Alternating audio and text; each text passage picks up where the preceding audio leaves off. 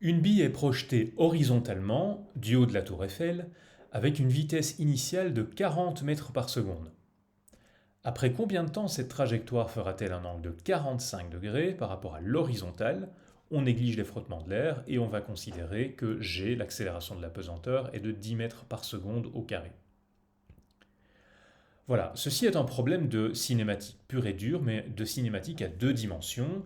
On observe donc le mouvement d'un objet dans le champ de pesanteur, et on nous parle ici d'un objet. Si je munis en fait mon espace, qui est un espace à deux dimensions, d'un axe x comme ceci, vertical, horizontal, et d'un axe y vertical comme ceci, c'est un objet qui, à l'instant initial, a une vitesse, horizontale. Hein, on nous dit, on lance avec une vitesse horizontale, et donc ma vitesse v0x, c'est la vitesse de 40 mètres par seconde dont on parle au début. Alors tu sais que quand on va lancer un objet comme ça horizontalement, sa trajectoire ne va pas être rectiligne, sa trajectoire va en fait être parabolique, et son mouvement va ressembler à quelque chose comme ça. Il va finir par tomber sur le sol. La question qu'on me pose, ou la question qu'on nous pose, c'est à quel moment, je vais représenter ce moment ici sur la trajectoire, à quel moment est-ce que la trajectoire fait un angle de 45 degrés par rapport à l'horizontale? Ça veut dire en d'autres termes, à quel moment la vitesse de l'objet, qui est toujours tangente à la trajectoire, fait un angle de 45 degrés par rapport à l'horizontale. C'est ça en fait la question. Cet angle ici, il doit faire 45 degrés. Bon, en fait, pour répondre à cette question, on doit réfléchir en termes de vitesse, et en termes de vitesse horizontale et de vitesse verticale. Et c'est très souvent comme ça, voire toujours comme ça, qu'on fonctionne dans des problèmes de cinématique à deux dimensions. On doit découper le mouvement horizontal et le mouvement vertical.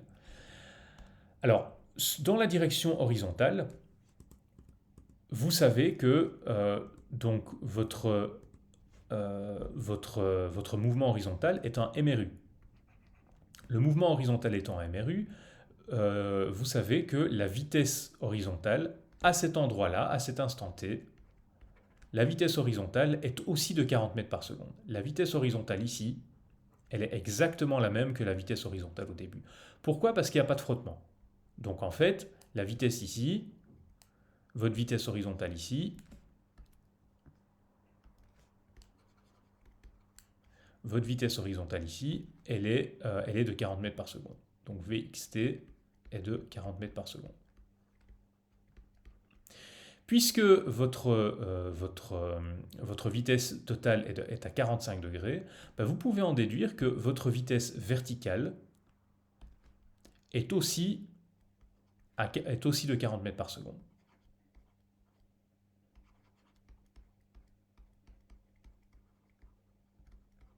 Voilà, comme ceci.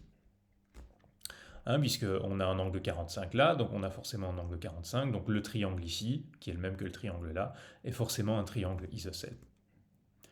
Bon, ben là en fait on a tous les ingrédients pour retrouver le temps, puisque on sait que dans la direction verticale, le mouvement est un MRUA, d'accélération 10 mètres par seconde au carré, de vitesse initiale 0, puisque ici il n'y avait pas de vitesse verticale, et puis de vitesse finale 40 mètres par seconde. On va donc utiliser le mouvement selon OY.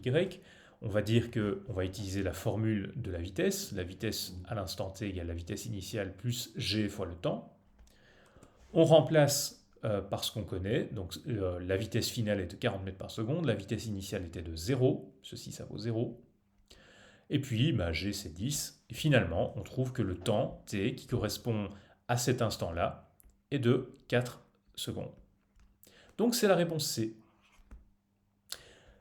À bientôt sur Le Bon Prof.